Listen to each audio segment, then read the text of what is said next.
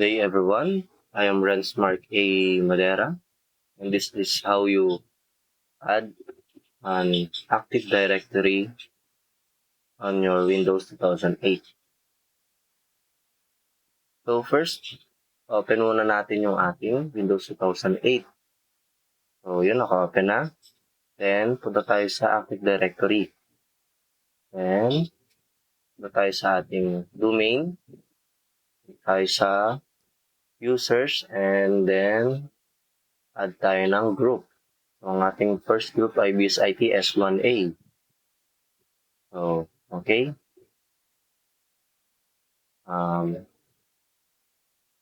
Tayo sa devices. At tayo ng disk file. And para sa ating disk file ay meron tayong isang disk file per section. So, narito nakita ninyo yung disk file ng BizIT from S1A to S4A and then S1A to NS4A. So, i-add natin yan per group. So, first, and sa S1A tayo. And then, and add na natin. Then, punta tayo doon sa ating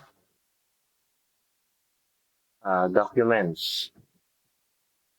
Makita natin sa computer natin na add na natin yung disk file, yung drive.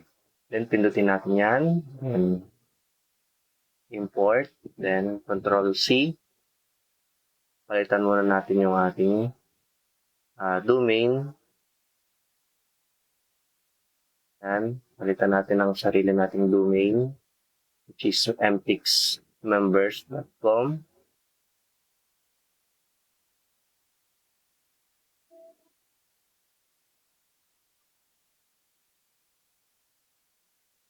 Then, after that, Control-C, Control-A, Control-C.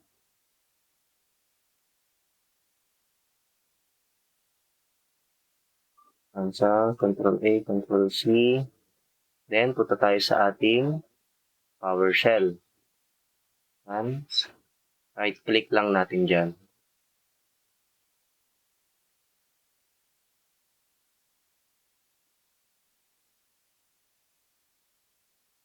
Then, after that, right-click ulit. Yan, automatic na siyang mag-add sa ating group, which is BizITS1A. So, wait lang natin onte.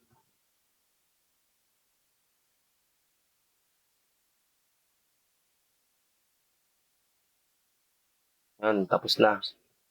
So, punta muna tayo sa ating users. Tayo sa Active Directory. Natin yung PowerShell. And check natin kung nandiyan na siya. Ayun. Dito na yung mga members from BizITS1A. And next, gagawa ulit tayo ng panibagong group.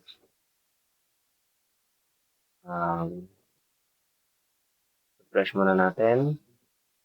And nandiyan na sila. And add na natin sila sa group. And gawa na tayo dito ng group per section. So, S2A. May muna natin lahat ng stem.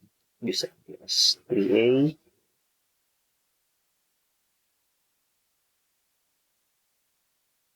Okay. Ulit, BizITS4A. Okay. And naman tayo, BizIT NS1A.